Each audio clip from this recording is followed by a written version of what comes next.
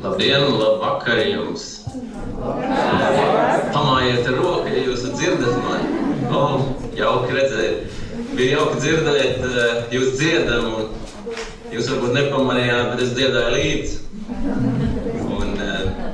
Un es domāju, ka mēs nepamanām tos eņģeļu pulkus prieži, kas mums dzied līdzi šādas dziesmas. Un es nevaru sagaidīt to laiku, kad mēs varēsim apvienot šīs dziesmas, apvienot šīs balsis un dziedāt kopā tie, kas visi dziedam visās malās šodien, apkārt visai pasaulē ar tiem nekristušajām būtnēm, kas dzied mums līdzi.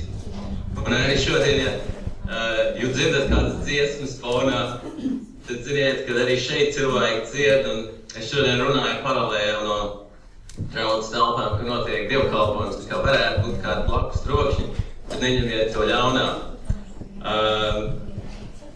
Tāpēc arī, lai mēs būtu kopā un lai mēs apvienotos, mēs runājam šodien par evanģelizāciju, un tāpēc arī šīs nedēļas nogales tēma ir evanģelizācija. Un es pieņemu, ka jūs esat visi Dieva vadīti, jūs esat personīgi pazīstami ar viņu, un viņš ir vadījis jūs visās Bībeles izpratnes detaļās un turpina vadīt. Un tādēļ es nepieskaršos metodoloģijai, es mēģināju ieskicēt 3 lietas, jo šis temats ir ārkārtīgi plašs, ārkārtīgi liels un stundas laikā to nav iespējams vispār aptvert. Un es gribu pieskarties tikai 3 lietām. Un tās ir, kāpēc evanģelizēt, kāpēc adventisms un kāpēc tagad. Un es neiedziļināšos izvedumos, bet varbūt tikai citēšu inspirētus citātus un pieskaršos pašām idejām, kas ierosinātu varbūt jūs pētīt dziļāk un konsultēties ar Dievu, kā tas attiecās uz jums. Un šeit jau ir kā tradīcija, ka rudens laikā mēs satiekamies šeit caur internetu, caur ekrānu. Un es negribētu satikties ne tam dēļ, ka man nepatīk būt kopā ar jums, bet tāpēc, ka es negribētu satikties šeit vairs. No gada uz gadu es domāju, varbūt, ka mēs varēsim satikties acis pret aci un atzīstās, ka šitenī šogad pietrūk ļoti maz, lai es būtu varējis būt Latvijā un satikties ar jums acis pret aci, un tas būtu brīnišķīgi, bet ja Dievs tā nepašķīra, es arī pieņemu to, ka galvenais, kur es gribu satikties ar jums, tas ir debesīs. Un tamdēļ mēs esam šeit, tamdēļ mēs runājam par šiem jautājumiem, un viss jau notiek pēc Dieva laika un pulksteņa. Bet mēs esam iesaistīti arī šī lielajā cīņā. Un no tā, kā mēs atļaujam Dievam sevi lietot, ir atkarīgs daudz vairāk dažkārt, kā mēs to domājam. Bet pirms mēs varbūt iedziļamies šīs jautājumos, varbūt pielūksim vēlreiz kopā un uzaicināsim mūsu dārgo draugu būt kopā ar mums. Mūsu Tēvs debesīs, mūsu radītājs, mūsu draugs. Paldies par to, ka Tu mūs atkal esi sapulcinājis šeit, bet žēl, ka mēs vēl esam šeit. Mēs gribam būt pie Tevis. Paldies, ka Tu esi mūs radījis, ka Tu esi mūs veidojis, ka Tu mūs esi uzturējis līdz šim. Un lūdzos tagad atkal šī dienā es ar savu svēto gāru šeit klāt. Es neesmu cienīgs, kungs, runāt par šīm tēmām, bet es lūdzu Tavu svēto garu būt šeit klāt. Pie manis, pie visiem, kas klausās šobrīd. Kungs, es nezinu, kas ir vajadzīgs, bet Tu esi man devis, ko teikt, un, kungs, liedz cilvēkiem saklausīt tās atbildes, kas ir viņiem, un saklausīt no Tevis, ne no manis. Un, kungs, viņiem dzirdēt lietas, kas nav manās piezīmēs. Un liedz man saprast lietas, ko es vēl neesmu sapratis līdz šim. aizdzen ļaunos eņģeļus un visus tur kavēt uz tālu no šīs vietas. Izklāp pie tehnikas, kaut gan mēs zinām, kungs, ka tu to var nodrošināt bez vadiem un wireless un visu pārējā. Kungs, mēs visu to noliekam tavās rokās. Uzticam šo sanāksmi tavās rokās. Un izlūdzamies pārpa visu tavu garu klātbūtni, mūsu prāta skaidrību. Jēzus vārdā. Un tagad mēs varam droši iedziļināties šī jautājumā, iet cauri šiem jautājumiem. Ir kāds teiciens Pētera vēstulē, kas šeit tiek noklusēts, bet Pētera vārds vēstulē tiek runāts par Kristus atnākšanas pasteidzināšanu. Un mēs savā pazemībā, varbūt pat falsa pazemībā, mēģinam to norakstīt, kādā es varu pasteidzināt Kristus atnākšanu, nekas taču nav no manis atkarīgs. Un es bieži vien arī domāju savā garīgā dzīvē, kur tad ir šā robeža, un man tas ir ilgs jautājums, un es esmu jautājis Dievam, kur ir tā robeža, kur ir mani darbi, un kur nāk ticība. Un arī uz evanģelizāciju tas attiecās tieši tāpat, cik ir atkarīgs no manis un cik ir atkarīgs no Dieva. Un tad kādreiz es atklāju praviešu garā rakstos vienu teikumu, kas man atbildēja šo jautājumu. Un man tas pienāca pēdējā brīdī prātā, tāpēc es nevarēšu pateikt šobrīd precīzo citātu, no kuras vietas tas bija, bet apmēram atceroties to tekstu, kāds tas bija lūdziet, kā nekas nebūtu atkarīgs no tevis. Un strādā, kā pilnīgi viss būtu atkarīgs no tevis. Un es domāju, tas ir ļoti precīzs raksturojums, kā mums, kā kristiešiem, būtu jādzīvo gan garīgā dzīvē, gan arī ar evanģelizāciju. Mēs nevaram neko izdarīt, lai pasteidzinātu Kristus atnākšanu tādā izpratnē, kā mēs, kā cilvēki, bet mēs varam atļaut Dievam izdarīt to, ko viņš vēlās izdarīt visu universu priekšā pirmākšanas. Un tas ir atklāt savu raksturu pasaulē, caur saviem ļaudīm. Un tur ir katram personīgi nepieciešami. Viņam ir vajadzīgs katrs akmens viņa celtnē. Grāmatā audzināšana 41. lapas pusē ir tāds teikums. Un te ir runa par vecās derības, par Ābramu un par vecās derības laika cilvēkiem. Šīs lietas nebija jāmāca kā kāda sausa teorija. Tiem, kas pasludināja patiesību, tās pamatlikumi pašiem bija arī jāizdzīvo. Vienīgi atstarojot Dieva raksturu, savas paša dzīves taisnīgumā, cēlumā un nesautībumā, viņi varēja iespaidot citus. Un ja mēs atceramies, ko Kristus lūdza Jāņa evaņģēlijā un 17. pantā, 17. nodaļā, un 23. pantā, un tur bija teikts, es viņos, tu manī, ka viņi ir pilnīgi viens. Un jautājums, kāpēc? Un zināt atbildi, lai pasaule atzīst, ka tu esi mani sūtījis. Ja jūs esat Bībeles pētnieki, jūs jau zināt, kas ir rakstīts ar Jāņa evaņģēliju 13. nodaļā un 35. panta. No tam visi, ko darīsiet, pazīst, ka jūs esat mani mācekļi, ja jums būs mīlestība savā starpā. Galvenā pazīme, kā pasaulē atpazīt tos, kas strādā kopā ar Kristu, ir mīlestība savā starpā. Mīlestību uz svešiem mēs varam noviltot. Un arī tiem, kas ir mūsu draudzes locekļi, vienreiz nedēļā uz 2 stundām mēs varam uzlikt masku un izturamies tīri ok, un viss ir jauki un smaidīgi, un novēl jauki sabat. Bet kas notiek ar dzīvi, kas notiek ar tiem, ar kuriem mēs dzīvojam, ar mēs sastrādājam, kuriem mēs pazīstam visus plusus, mīnusus, to ir grūti noviltot. Un strādājot kopā dievdarbā, mēs strādājam plecu pie plecu.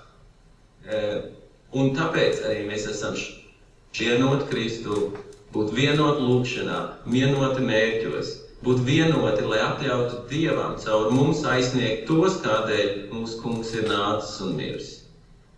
Ja runājam par evaņģelizāciju, tad evaņģelizācijas pamats ir Kristus attēls mūsu dzīvē. Tas arī ir pamatu pamats. Un pārējais viss, kas tiek apaudzēts, kā mēs to attēlojam caur evaņģelizācijas kampaņām, caur dažādiem sadzīviskām lietām, caur kursiem, tās viss ir papildus lietas. Bet mums uz pasauli, ne tikai mūsu cilvēki apkārtēji, bet arī nekristiešām pasauli. Kā tas noteikti zina no jums, kādu, kas ir pieņēmis Kristus tādēļ, ka viņam ir bijis vai nu vecā mamma, kas ir bijis dievbijīga, vai kāds draugs, kas ir bijis dievbijīgs, un ieši arī otrādi. Jūs noteikti zinat, kādu cilvēku, savu draugu, kas ir atstājis Dievu, ne jau teoloģijas, nevis garīgās izpratnes dēļ, bet tikai tam dēļ, ka kāds, kas sevi ir pasludinājis kā Dieva kalpu, ir aplami, nepareizi, negodīgi, negodprātīgi pret viņu vai pret līdzcilvēkiem. Un līdz ar to šis cilvēks ir pieņēmis to kā Dieva attēlu. Un beigās ir teicis, es neko negribu ar tādu Dievu kopīgu. Mums nav jāpiesaista cilvēki sev, un varbūt jāpadara atkarīgi no mums, bet mums ir viņi jāsavieno ar Kristu. Un tas ir visa spēka avots. Evaņģelizācija savā būtībā jau nav kaut kāds pasākums. Racionāli domājam, ka tā ir evaņģelizācijas kampaņa, vismaz es tā agrāk uzskatīju par evaņģelizāciju manās ticības gājuma pirmsākumos. Tas nav arī pat pasākumu kopums, kaut gan tagad iesaka teorētiski šos evaņģelizācijas ciklus veidot. Bet tas ir katra Kristus sekotāja dzīvesveids. Tas ir kādēļ mēs, kādēļ es un tu, un kādēļ mēs dzīvojam, un kādēļ vispār adventistu draudzi Dievs izsauc esamībā. Bet pie tā vēl mēs varbūt atgriezīsimies nedaudz vēlāk. Es pieminēju šos evaņģelizācijas ciklus, un ja runājam par metodoloģijām, tad viņi uzskata, teorīti uzskata un novērotāji, ka evaņģelizācijas kampaņa visā evaņģelizācijā ir tikai sastāv 11% no darba. Un pārējais viss ir bībeles darbs, personīgās liecības, personīgās saskarsme ar cilvēkiem. Un tas pat ir tradicionālā izpratnē. Mēs dažkārt domājam, es esmu tik mazvērtīgs posmiņš tanī visā, es zinu tik lai jau tie sludinātāji, lai jau tie, kas ir izglītoti evaņģelizē, es maksāšu savu 10. un man būs labi. Bet tas nav kā Dievs ir plānojis. Dievs strādā caur organizāciju, bet primāri Dievs strādā caur individiem, kas sastāv organizāciju. Un no individiem sastāv šī organizācija.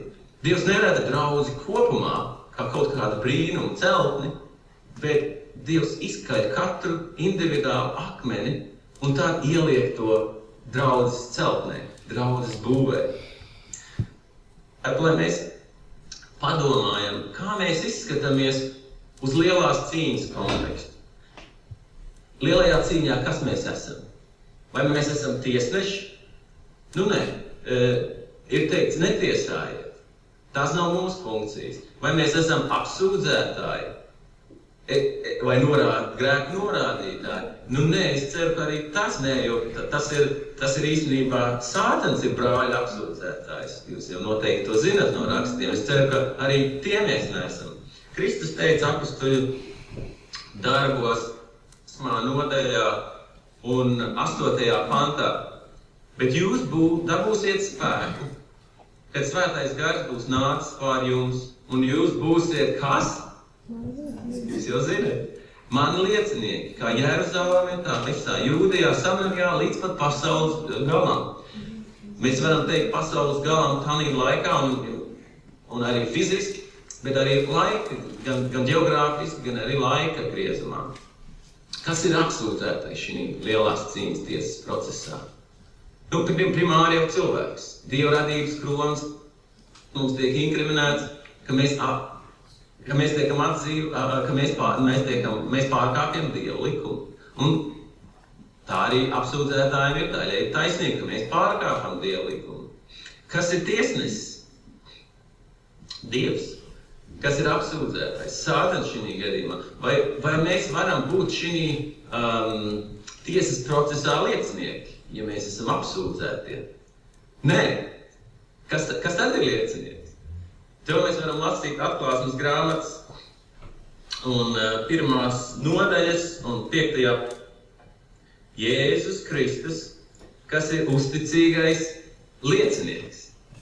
Interesanti, ka tieši Laodiķejas draudzei ir teikts Atklāsmes grāmatas 3.14. Un Laodiķejas draudzes eņģelim raksti, tā saka tas, kas ir āmen, uzticīgais un patiesais liecinieks, Dieva radības sākums.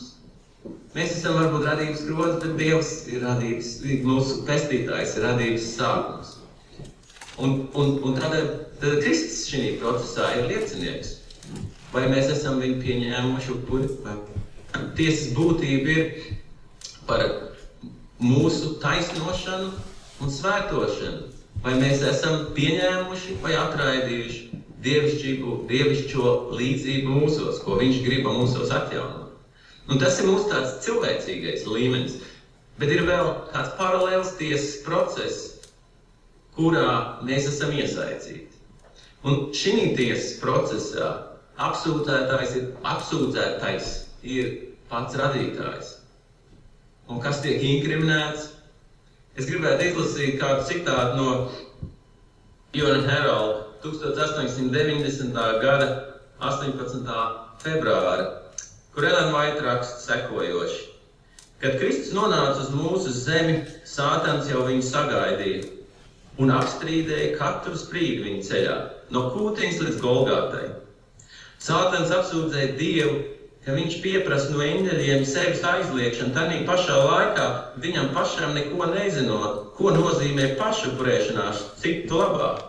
Tā bija Sātana apsūdzība pret debesu Dievu. Un pirmais trieciens, tāpēc nākšana uz šo zemi bija graujošs trieciens šim argumentam, ko Sātans bija izvirzījis. Radītāja nākšana cilvēku formā un kļūt mums par piemēru cilvēcīgā miesā, kā Dieva spēks var atklāties caur cilvēkiem un var dzīvot bezgrēcību, sev aizliedzošu dzīvi. Tas bija ļoti satriecoši Sātanam. Tādā veidā Kristus mums pilnībā atklāja Tēva rakstnes. Un līdzīgi arī varbūt ir ar mums. Kas šī procesā ir tiesnesis? Tas gan tiesnesis vai tiesneši būs jāliek šoreiz pēdiņās, jo tiesneši vai vērotāji, vai tie, kas grib pieņemt lēmumu, ir vērojošais universums, kas īsti nesaprata, kas tad paliekot pie Dieva, un savā veidā šie tiesneši ir arī mūsu līdzcilvēki, kam ir kropls priekšstats, un viņiem nav izpratne par Dievu, kas, kur un kam ir taisnība šī lielajā cīņā. Daudz pat nesaprot šos lielos cīņas būtību. Un tādēļ ir teikts romiešiem 14. nodaļā un 11. pantā, ka visi ceļi lieksies Dieva priekšā un atzīsies Dievam.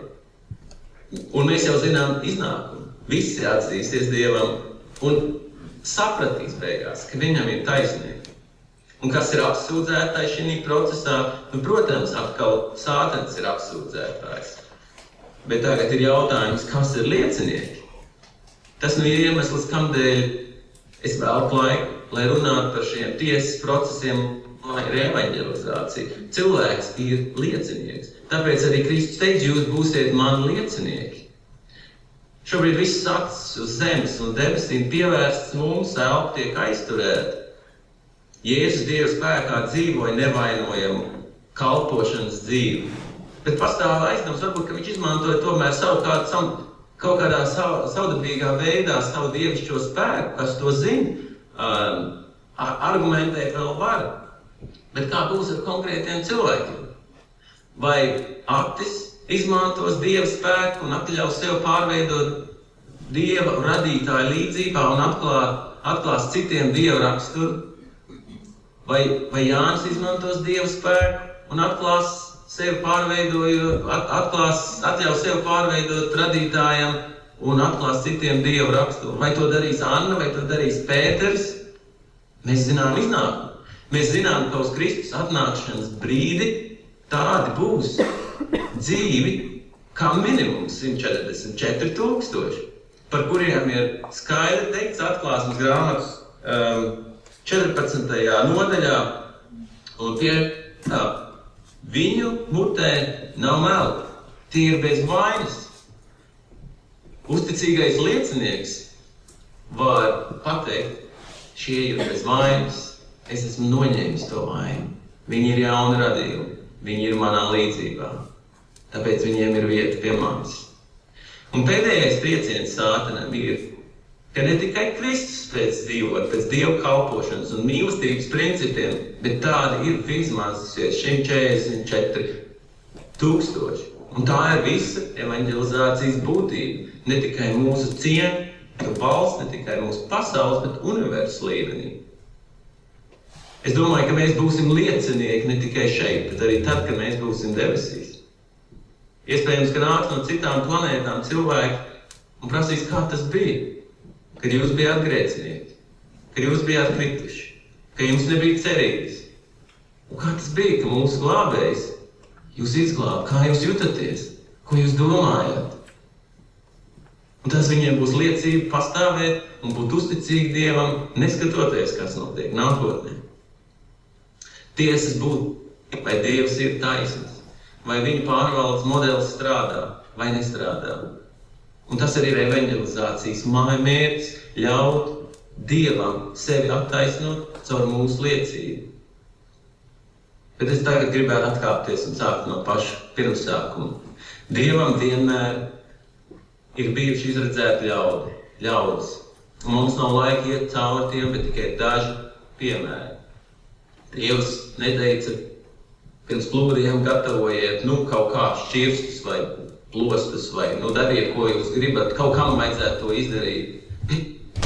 Dievs aicināja konkrēti Noā, gatavo šķirstu.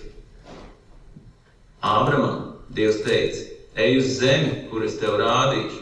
Viņam neatklāja ne detaļas, ne izklāstu, un ja mēs skatāmies šī brīža izrakuma, kas notiek Ūra zemē, tā bija diezgan civilizēta zeme, tā nebija telpas. Viņš neapmainīja vienas telpas pret otrām. Tā bija, ko izrakumos arguliskos atklāja, kad ir tekošs ūdens un divstāvu mājas, mūri. Tā kā varēja būt ļoti augsta civilizācija tādā laikā. Un Dievs viņam teica, izej uz zemi, kur es tev rādīšu. Bet tas nav viss. 1. Mūzes grāmatā un 3. nodaļā mēs varam lasīt, es svētīšu tos, kas tevi svētī, un nolādēšu tos, kas tevi nolāda. Tevī būs svētītas visas zemes ciltis. Tā ir ļoti būtiska piezīme.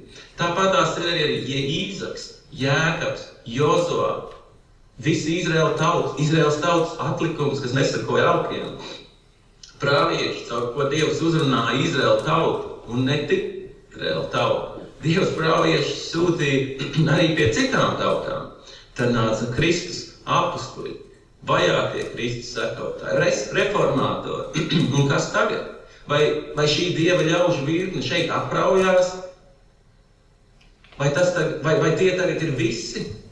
Tā vismaz tagad šobrīd politiski ir teikt, ka tagad mēs visi esam Kristus sekotāji, ieskaitot musulmaņus, budistus un arī ateistus. Mēs visi sekojam Kristam, visi esam Dieva bērni, un otrā daļa jau ir taisnība, mēs esam Dieva bērni. Bet vai Dievs ir izredzējis vai uzticējis konkrēts uzdevumu, vai viņš to vispār var izdarīt? Mums, ja mēs to negribam, vai kaut kādu iemeslu dēļ noraidam. Bībelē bieži izskan šī frāze, ko jau es pieminēju, par šiem cilvēkiem, vai arī par tautu. Tevī būs svētītas visas zemes ciltis.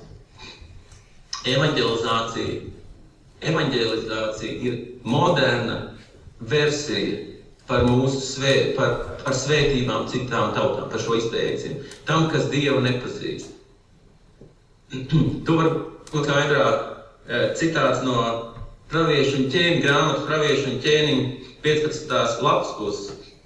Un tur ir teikts tā, Ābrama aicināja augstam goda pilnam uzdevumam, kļūt par tēvu ļaudīm, kuriem vairākus gadsimtus bija jāuzglabā un jāsargā pasaulē sniegtā Dieva patiesība, lai visas tautas ar to varētu iepazīties un tikt svētītas ar apsolītā Mesijas atnākšanu.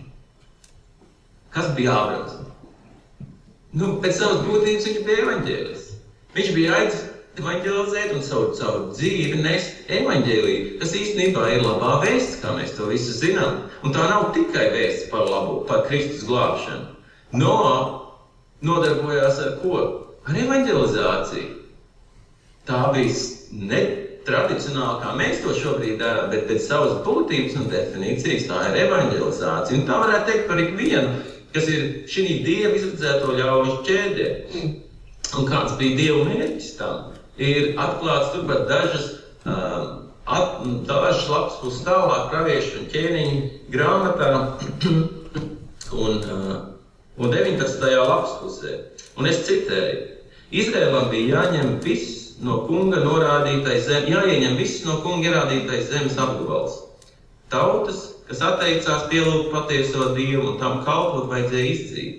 Tomēr kungam bija nolūks Izrēļu ļaužu dzīvē atklāt savu raksturu. Šeit atkal raksturs parādās. Un tādā veidā cilvēks vilk pie sevis. Evaņģēlija aicinājumu vajadzēja sniegt visai pasaulē.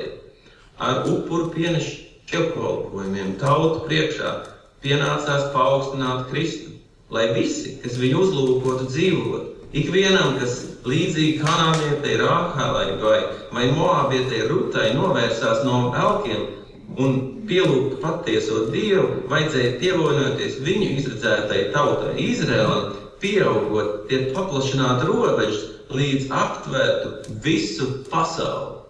Tas bija patiesais Dieva mērķis, aicinot ārā Ābramu un radot Izraēlu tautu. Viņiem pat nevajag dzīvot.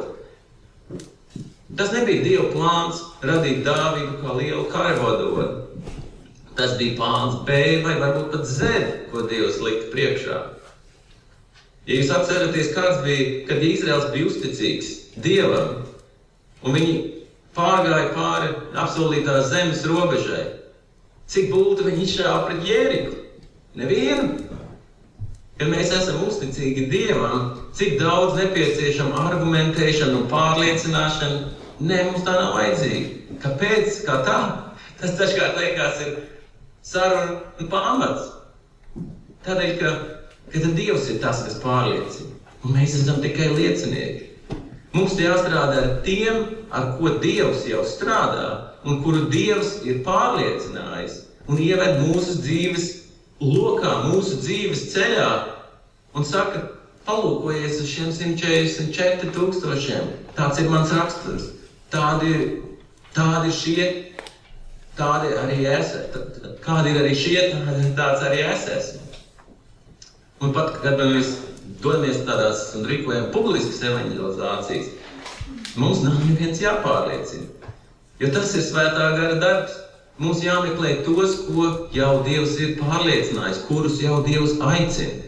Un tad mums pret Jēriku nav jāizšauj vairs neviena bulta. Tieši otrādi. Mums būtu jāizvarās no argumentēšanas, jo mēs varam uzvarēt varbūt vārdu cīņu. Mums, kā adventistiem, ir ļoti labi pamatot mācību Bībelē, nav nevienam tādu. Un šo teoloģisko pamatu mēs varam uzvarēt vārdu cīņu. Bet mēs varam zaudēt cilvēku tikai dzīvībai. Mums nav svarīgi uzvarēt, mums nav svarīgi pierādīt, ka mēs esam pareizie, bet mums ir svarīgi izglābt cilvēkus mūžīgai dzīvībai, mūsu kungam. Kāpēc tad, kad Izraels bija uzticīgs Dievam, pagāņu ķēniņi sauc palīgā Bīlijām? Jo tad baidījās, jo tie neko nespēja izdarīt. un padarīja Izrēlā. Tāpēc arī viņi sauc dīvajām. Redziet, kad esam uzticīgi Dievam, Sātans sāk kļūt nervos. Viņš baidās, un viņš sāk uzbrukt stratēģiju. Bet ja mēs esam miruši sev, tad tas ir uzbrukums Kristum, ne mums. Un Kristus uzņem un vada šo cīņu. Cik svarīgi Izrēlam bija kara metodoloģija iekarojot, piemēram, Jēriku. Ļoti minimāli, varbūt es gribētu teikt pat 0. Tā kļuva proporcionāli svarīgāka tam, cik tālu bija atkāpjas no Dieva, jo nebija panākumu Dieva uzstādītajā mērķī apgūt šo zemi. Bet loģiski, mēs nevaram sasniegt Dieva uzstādīto mērķi bez paša Dieva. Tādās kā arī evanģelizācija ir Dieva uzstādīts mērķis, un ja mēs izslēdzam no tās Dievu, mēs nekādus panākumus nevaram gūt un nespēsim gūt.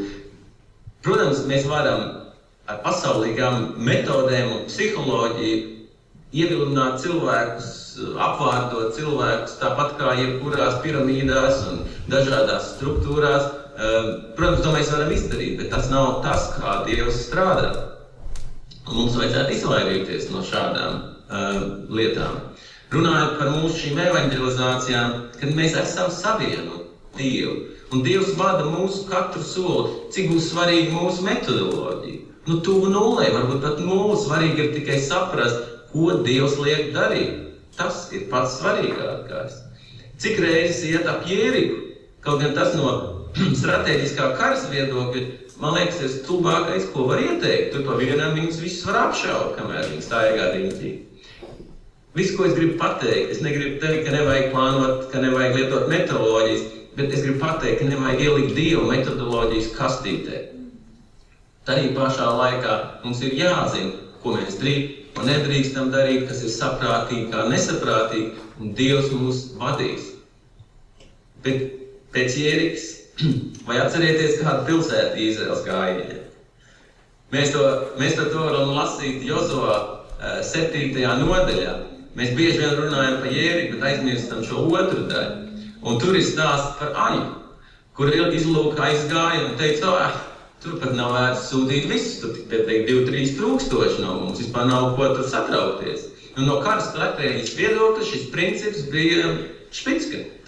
Tas bija pareizi un tas bija viegli ieņemam. Un kāds bija iznākums? Iznākums bija kaunpilna bēgšana. Un es domāju, ka tas ir ļoti būtisks secinājums šeit. Bīstamākā situācija ir paļauties uz Dievu, ka Dievs vairs nav ar mums, jo esam to atstājuši. Nav maza auditorija, nav liela auditorija, kuras priekšā mēs runājam, nav viens cilvēks vai 1000 cilvēku. Kad Dievs nav ar mums, kad tā ir sakāva, garantēta sakāva. Un Dievs nav ar mums ne tādēļ, ka viņš mūs atstāja, bet tāpēc, ka parasti mēs neatstājam. Un šis piemērs ir aprakstīts šī Aijas stāstā. Mēs varam būt savienoti ar Dievu un uzvarēt pret Jēriku, un mēs nevaram uzvarēt Aju, ja mēs neesam savienoti ar Dievu.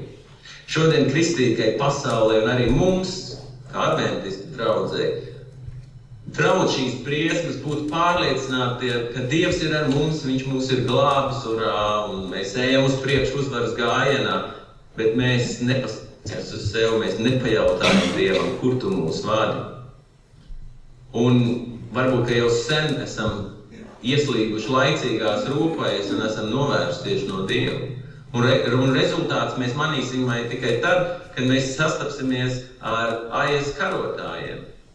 Un tā būs kaunpilna bēgšana. Un neizpratne, kā tad tāda? Mēs visu laiku domājam ticībā, ka Dievs mums ir klāt, un viņa vairs nav. Jo Izraels tajā brīdī pēc Jērikas uzvarēšanas bija pilnīgi pārliecināts, ka Dievs ir ar viņu. Un tas beigās var novest pie pilnīgas Dieva noliekšanas. Atgriežoties vēl pie Izraēla vēstures un to, ko Dievs bija paredzējis, es gribētu lasīt no Jesajas grāmatas 66. nodaļas Un tur 18. līdz 21. pāns. Un tur ir atklāts vēl Dieva plāns. Tātad Jesaja 66, 18 līdz 21. Es sapulcināšu visas tautas un mēles, un tās nāks un redzēs manu godību. Tā es došu viņu vidū zīmi. Dažiem, kas izglābti, sūtīšu pie tautām uz Taršišu, Putu un Ludu, pie stopu strēlniekiem un uz Tabulu un Javanu, uz tālajām jūras salām, kur ļaudis par mani vēl nav dzirdējuši un manu godību vēl nav redzējuši. Lai tie sludinātu tautām manu godību. Viņi tad atvedīs visus jūsu brāļus no visām tautām kā upuri tam kungam ar zirgiem un ratiem un nestuvēm, mūļiem un kamieļiem uz manu svēto kalnu Jeruzalemē. Tā saka tas, kā Izraēla bērni upura dāvanas atnesa šķīstā traukā tā kunga namā, un arī no viņiem es ņemšu kādus par priesteriem un levītiem, saka tas kungs. Tātad patiesībā priesterība ārpus levītiem nav nekas jauns jaunajā derībā. Arī evanģelizācija, kā redzams, nav nekas jauns jaunās derības kristiešiem. Tas ir bijis kopš tā laika, kad Dievs ir centies aizsniegt cilvēkus. Pasludināt Dievu godību ir evanģelizācija. Un šeit ir runa arī par pagānu tautām. Jūs jau zināt, ja nemaldos Spurgeon teicienu, es viņu tagad pārfrāzēju, bet viņš teica apmēram tā, es nemaldos, tas bija Spurgeons. Sludiniet visu laiku, un, ja nepieciešams, lietojiet vārdus. Un es domāju, ka tas ir ļoti precīzs izteiciens evanģelizācijai. Kā Jēzus stāstīja līdzību par nokautu šo vīni, Dievs sagaidīja no Izraēla tautas ne tikai lapas, bet arī augļus. Par nožēlošanu augļu izpalika. Un Kristus teiktais ir pierakstīts mums Mateja evaņģēlijā 21. nodaļā un 43. pantā.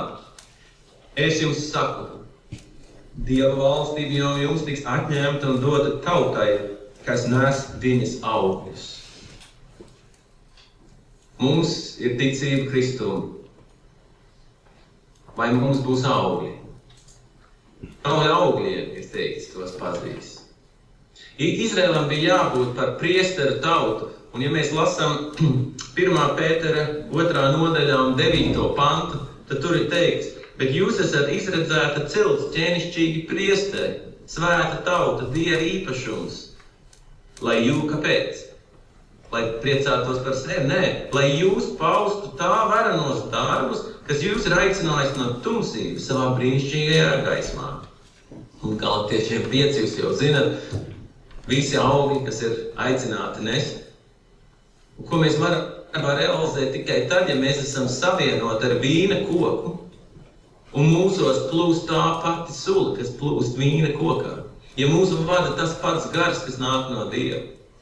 Reformācija nebeidzas ar Luteriem un citiem reformatoriem. Papētiet adventismu vēsturi. Kura vēl kustība ir izaugusi no vilšanās? Es zinu tikai vienu. Mācekļi bija vīlušies, Kristus neatnāca tā, kā viņi bija iedomājušies, ka viņš neatnāca kā ķēniņš, bet nomira pie krusta. Un tad, kad tie saņēma garu, arī pasauli otrādi un pasludināja vēsti līdz pasaules galam ģeogrāfiski. Kad adventismu pirmsākumos Kristus gaidītāji vīlās, jo Kristus neatnāca tā, kā viņi bija iedomājušies, bet gan iegāja visvētākajā vietā, tad bija vilšanās. Bet kad tie, kas līdz ar Kristu iegāja savos uzskatos vissvētākajā vietā, ko viņi atklāja? Viņi atklāja patiesību par tiesu, kas ir žēlastības krēsls pēc savas būtības. Viņi atklāja baušļus, kas bija, kur arī tai skaitā ir sabata baušļi.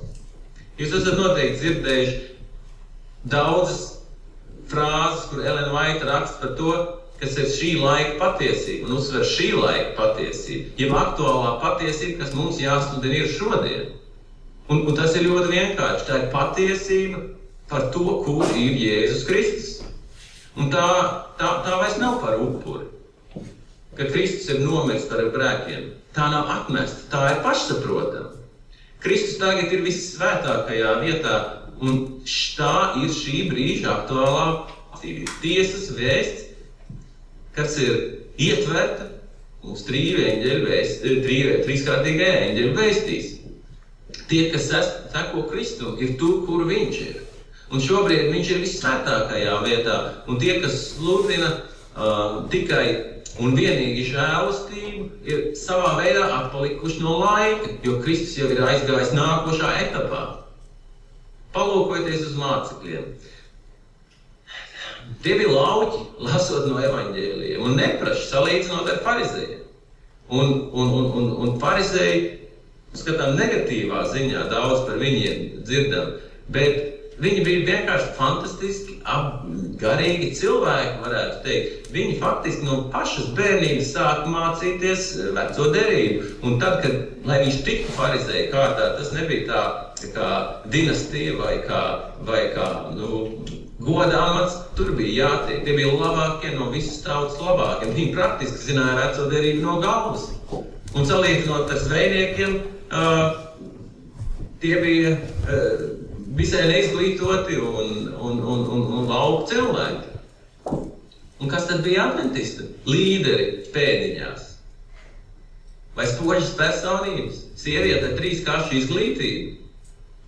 Džeims Vaits, kas veselības dēļ ilgi nespēja iet skolā savu acu problēmu dēļ un sāk mācīties tikai vēlos 11 gados.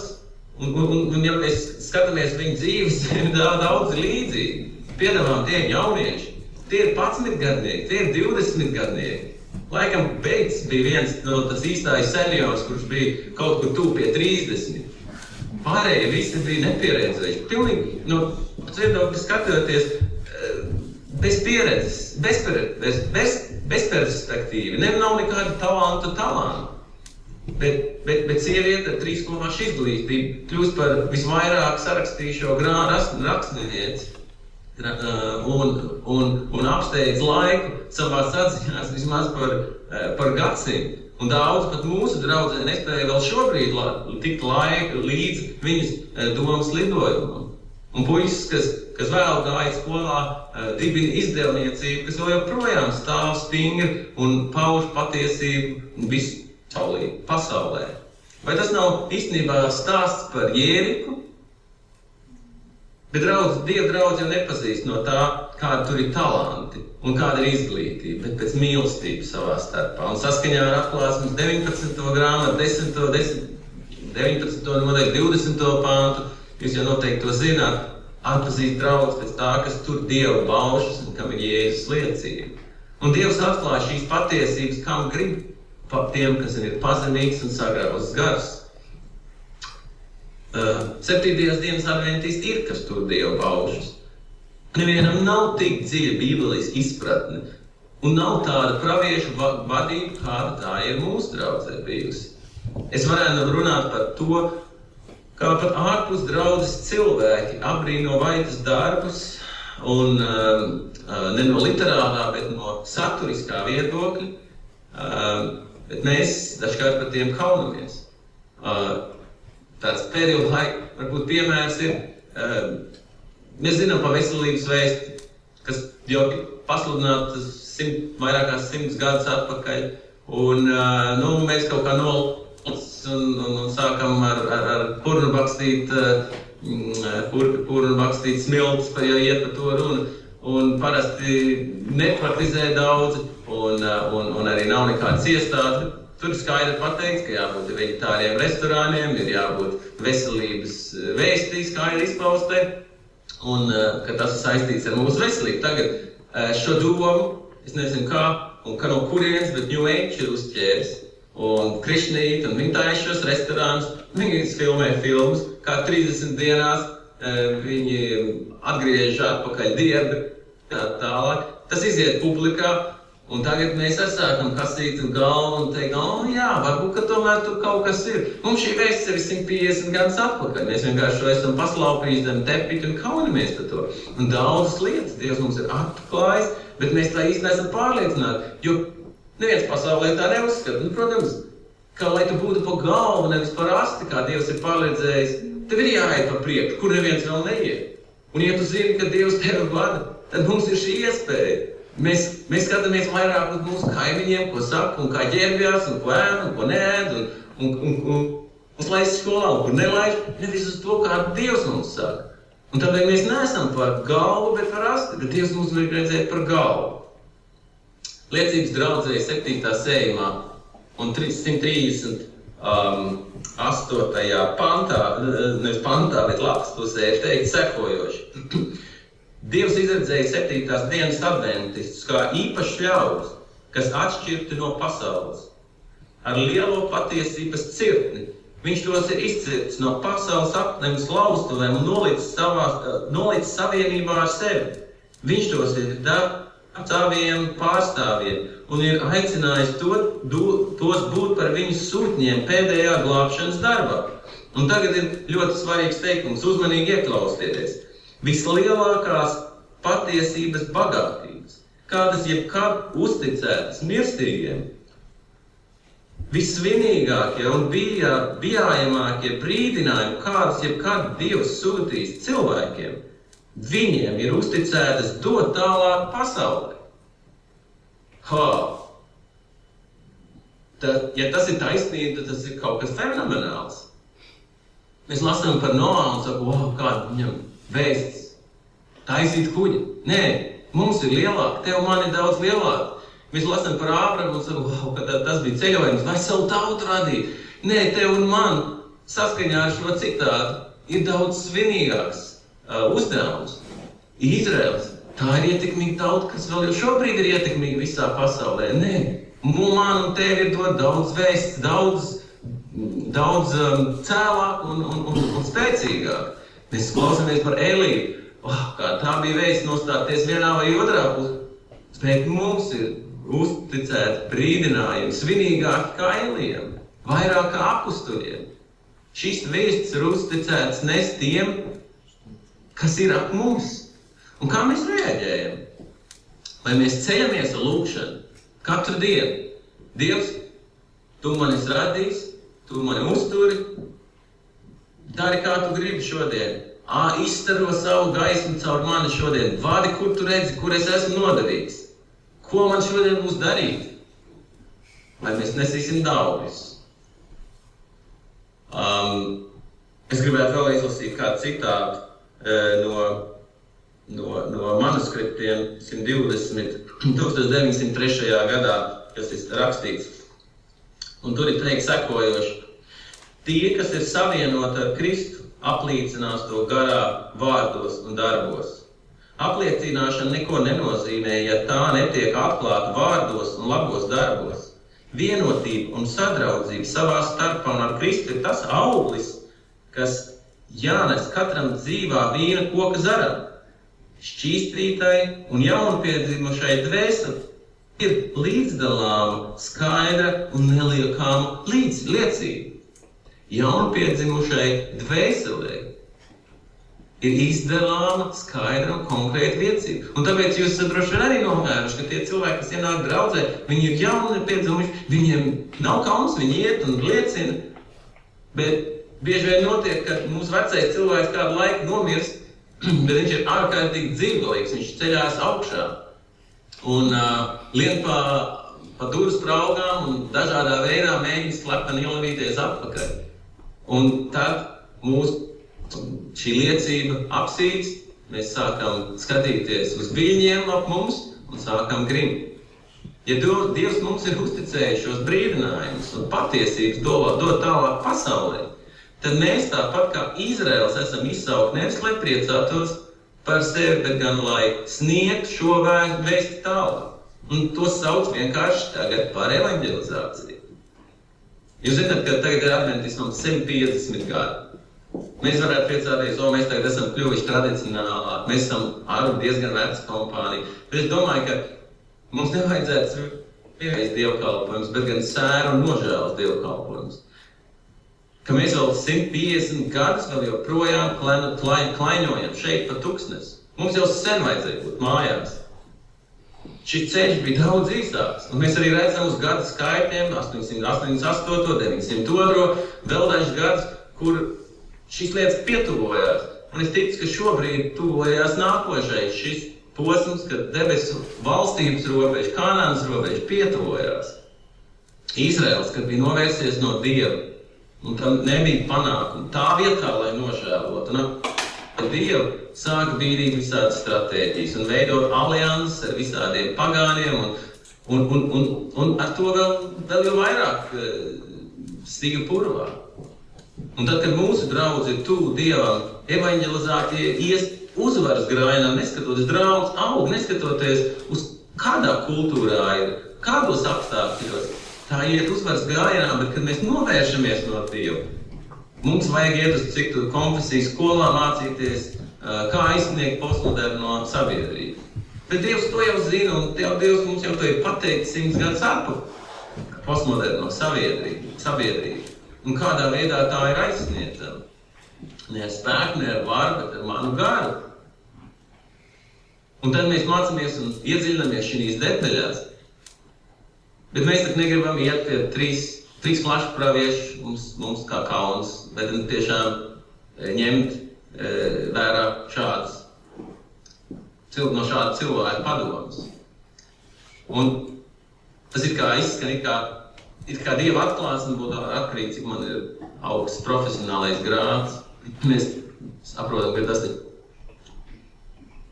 iesaistīties no šāda perspektīva ekumānismā un evaņģelizācijas apvienībās ir absurdāk, kā Izraēlam iet pie amoniešiem, lai mācītos, kā iekarot filistiešus. Un tādā pašā laikā, kad Dieva šķirsts ir viņu vidū un pravieši aicina atgriezties un iet Kanānas zemē. Mums ir tik specifiski šī vēsts, kas ir dieta no Dieva tieši mums, ka citi tu nevar palīdzēt, jo viņiem šī vēsts nav. Iespējams, Dievs viņiem ir devis kaut kādu citu vēstu. Bet varbūt, ka mēs paši esam šo vēstu aizmirsuši, ko Dievs mums ir atklājis kā draudzē un arī kā individiem. 7. dienas adventistu draudzi var vilkt daudz paralēlas ar Jāni Kristītāju, kas sagatavoja ceļu Kristum. Ja tas tā ir, tad 7. dienas adventiskajā draudzē un mums kā individiem būtu jābūt tikai vienam mērķim, ar savu liecību un darbu sagatavot cilvēks Kristus otrajai naivu. Ja tas gadījumā tā nav, tad mums nav pilnīgi nekāda jēga un iemesla pastāvēt. Un mūsu sabata dievkalpojumi ir tīrā izkāja, klubs, pašapmāns, tāpatās kā pārējām konfesijām. Bet ja tā ir patiesība, ka Dievs ir šo vēstu mums uzticējis, tad vai lūkojoties uz sevi, un es runāju arī par sevi, vai mums pašiem nerodās jautājums, vai mēs patiešām tam ticam? Lielākā draudzē ir domā, kā nopelnīt iztiku, bet nekā paust Dievu pasaulē. Un to dara tikai tad, kad galīgi nevar neko citu izdomāt, ko darīt. Bet saskaņā ar Mateja evaņģēlijas 6. nodaļu, šīs materiālās lietas ir tās, kuras Dievs piemet, un tur ir teikts, ka tikai pagāniem pēc tām ir jādzenās. Tas ir velna aķis, aiz kura viņš vada savējos, un tādēļ jau arī laika galā ir šī lieta, ka nevar ne pirkt, ne pārdot. Tas tikai apliecina kārtīgi reizi, cik laudiķējs raksturojums mums ir apbrīnojami precīzi. Bet tādā pašā laikā es aicinu jūs atcerēties, tieši no laudiķējas draudzes nāk uzticīgie 144 000. Tā mums nav sevi jānomet zemē, bet ir jāspiežās pie Kristus. Es gribu jums izlasīt vēl no audzināšana, grāmatas audzināšana, 262. lapas puses kādu citātu. Panākumi, kurā katrā nozarē prasa noteikti mērķi. Tam, kas grib gūt īstus panākumus dzīvē, pastāvīgi jātur acu priekšā viņu cenšanās cienīgs mērķis.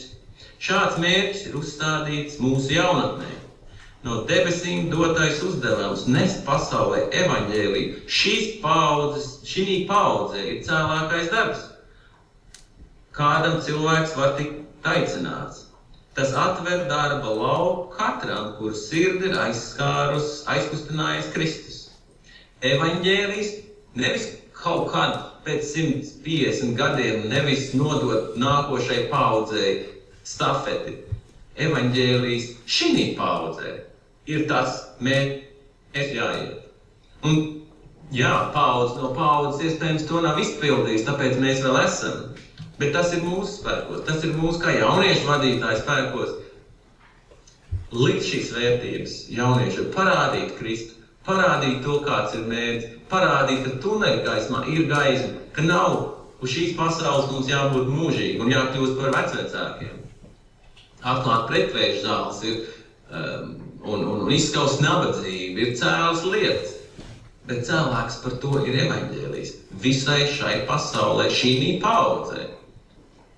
Un kaut kāds pašs sadomāts evaņģēlijs, bet tas, ko Dievs ir liks pasludināts, kas ir ar brīdinājums, kas ir sabalansēts evaņģēlijs. Mums varbūt liekas, ka mums jābūt uzreiz evaņģēlismam, mums jānomet viss malā, ko mēs darām. Bet tur, kur jūs esat, jūs varat būt evaņģēlisti. Katra jūsu satikšanās, katra jūsu sarunāšana, katrs jūsu smaids ir Dieva attēls cilvēkiem, kas nepazīst Dievu kombinācijā ar to, ko viņi zina, kas jūs esat. Kristieši, un ir sevišķi adventisti, kas ir Kristus gaidītāji, norma būtu mosties ar dūmu kā pasludinājumu visai pasaulē. Sākot no tās sev tuvākās vietas un tālāk tur, kur mūsu Dievs ved. Mūsu vēsts ir reformācijas gala produkts. Mums ir problēmas tāpat kā Izraēlam dažkārt ar augļiem, bet vēsts ir pareizi. Tur nav aplamība, jo Dievs nekad nekļūdās. Kristīgā pasaule atmet Dieva likumu, jo farizējiem nebija augļi. Viņi bija nepareizi attieksmi. Tad lūkojās uz ebrejiem, tagad lūkojās kā uz īpašiem, ar īpašām cerībām. Bet Dievs atmet ebreju tautu un netika atmest Dieva baušanu. Kādēļ, lai Dievs atmestu to, ko viņš vienreiz jau ir devis un kas ir no viņa nācis. Un Mateja evaņģēlijā vēl ir teikts 24. nodaļā un tur pie visām zīmēm ir teikts viena zīme, un tā ir intestība. Un šīs valsts evaņģēlijas tiks sludināts visā pasaulē par liecību visām tautām. Un tad jūs zināt, kas nāk nākošais?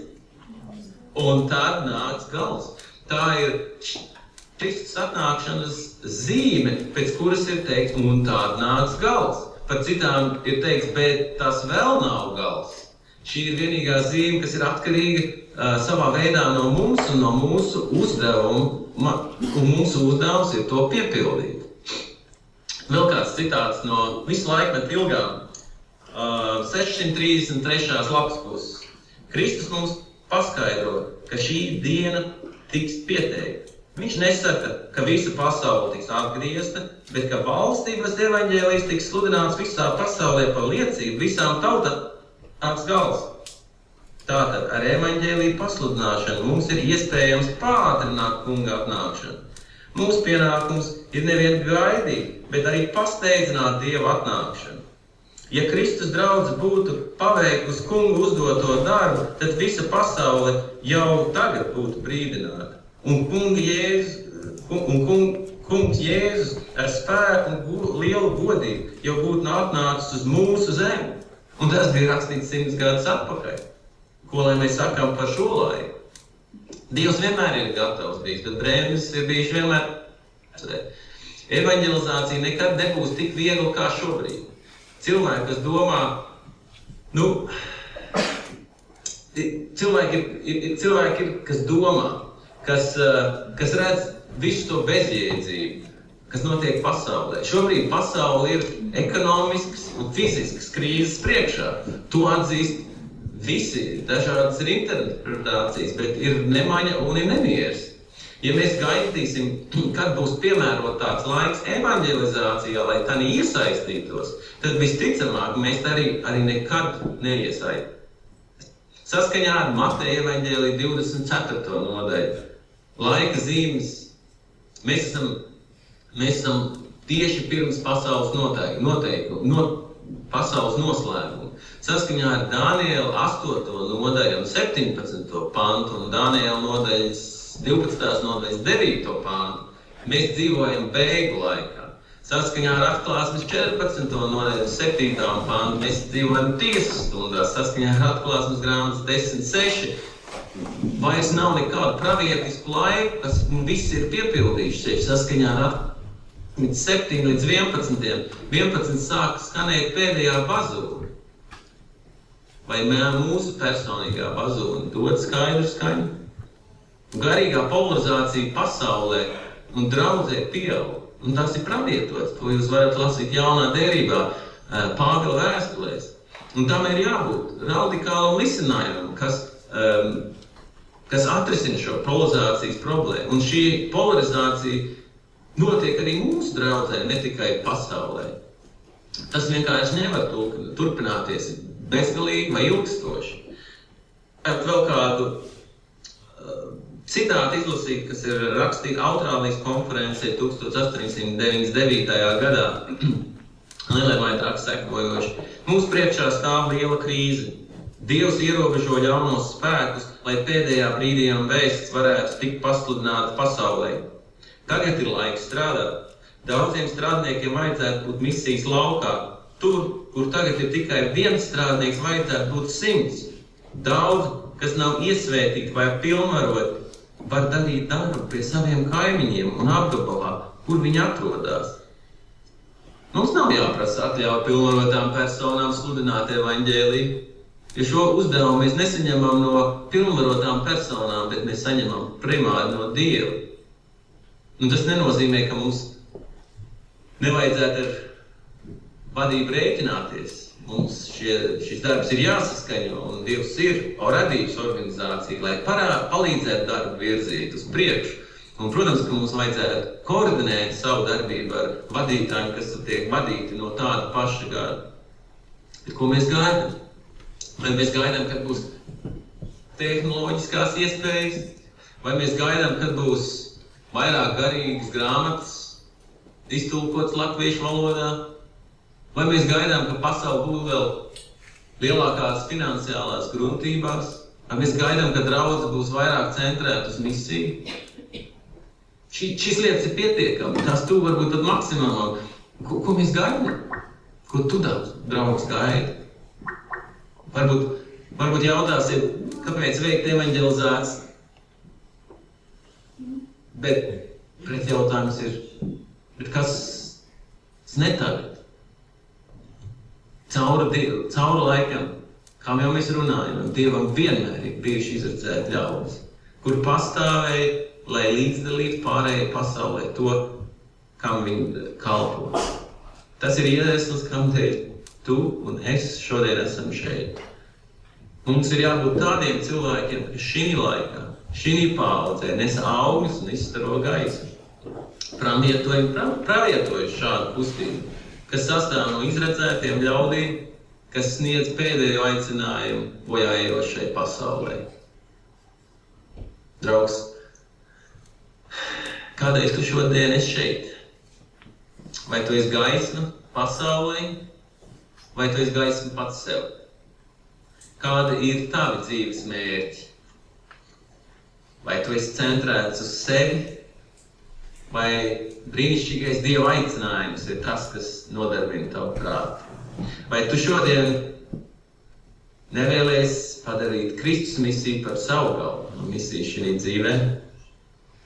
Vai tu nevēlies sekot Kristum, Kristus pēdās un būt dzīvs, viņam patīkams uz upuris? Vai tu esi gatavs aprakt savu laiku, sevi, savu lai būtu sēklu, kas nes 10-kārtīgas vai 100-kārtīgas augļus kungam un mūžībai? Jaunā Jeruzaleme gaida. Es domāju, ka Jēzus jau sen ir sagatavojis mums mājoklis, un ne tikai mums. Viņš ir sagatavojis mājoklis mūsu kaimiņiem, mūsu paziņām, mūsu darba kolēģiem. Un viņš gaida iespēju caur mums parādīt viņiem savu raksturu. Padaram darbu un ejam mājās, pietiek lejot tūkstnesī. Un nobeigumā es gribētu izlasīt kādu citātu no Amazing Grace, 261. lapas puses. Mums vajadzētu vērot, strādāt un lūgt tā, it kā šī būtu mūsu pēdējā diena, kas mums ir piešķirta. Cik patiesa un dedzīga būtu mūsu dzīve, cik cieši mēs sekotu Jēzum ar vārdiem un darbiem. Mēs nezinām, kad ir mūsu pēdējā diena. Pāris gadus atpakaļ man nācās to piedzīvot. Man nācās paskatīties uz vērtībām no skatu punkta, ja ir šī man pēdējā diena. Es biju darbā un es uzrakstīju vēstuli ģimenei, jo es nezināju, vai es aizbraukšu mājās. Un tad es arī pārvērtēju savas garīgās vērtības. Es paskatījos uz to, ko es esmu darījis, kāda tam ir vērtība no manas šīs dienas perspektīvas. Un tas daudz, ko mainīja manā dzīvē. Un tas ir padoms, ko Dievs caur pravieti mums aicina šodien. Izvērtēt, kāda ir vērtība, vai tu stāv uz klimats, vai tu stāv uz smeltīm. Un to mēs mainīsim tikai tad, kad nāks plūdi.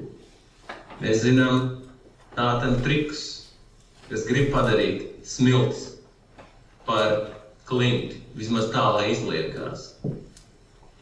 Bet mums ir jātic tam, ko Dievs mums ir aicinājis, kam Dievs mums ir gatavojis un uz ko viņš mūs vērt. Mēs ejam ticībā. Ne tāpēc, ka zinātne tā saka, ne tāpēc, ka teologi tā saka. Mēs ejam tāpēc, ka mēs uzticamies savam glābējam. Mēs zinām, ka viņš mūs izvedīs cauri, neskatoties kā.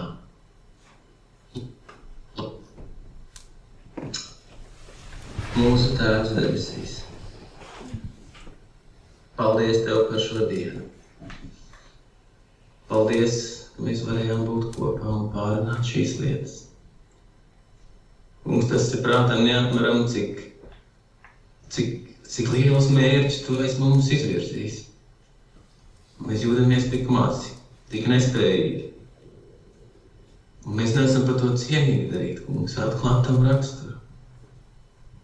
Tāpēc mēs lūdzam pārvērt mums. Pirmkārt izņem mūsu akmens sirdi un dod mums miesas sirdi, kā Tu esi solījis. Dod mums jaunu domāšanu un dod mums jaunu perspektīvu. Kungs, pārveidotu mūsu rakstura asumus, nepilnības un trūkumus. Māci mums būt pazemīgiem, māci mums būt laipniem, māci mums būt izpalīdzīgiem un kalpojošiem, kāds Tu bijuši uz zemes. Kungs, Tu pārvērst mūs savā līdzībā. Mēs to nespējam. Mēs to esam mēģinājuši, mēs zinām. Un tas nestrādā, kungs. Bet mēs ticam, ka Tu to vari. Mums šodien es lūdzu, pārvērtu mūsu dzīves, vadītu mūs uz priekšu, ved cauri piedzīvojumiem, lai ar cik sāpīgi tie būtu. Bet lai mēs varētu izpildīt to uzdevumu, ko Tu mums katram individuāli šodien un mūsu dzīvē esi uzdevis. Un lūdzam, dod savu svēto garu ikreiz, kad mēs attiekamies ar mūsu cilvēkiem, līdz cilvēkiem, lai mēs runātu vārdus, kas nāk no Tevis, nevis no sevis. Kaut mēs aizstāvētu vienmēr Tevi, nevis sevi. Un palīdz mums būt nomirušiem sev, pēc dzīviem, augšām celtiem Tevī. To es lūdzos Jēzus vārdā. Āmen. Lai jums jauks atlikušais šis, sabata nakts vai vakars un brīži. Bija jauki ar jums būt kopā. Visu labi!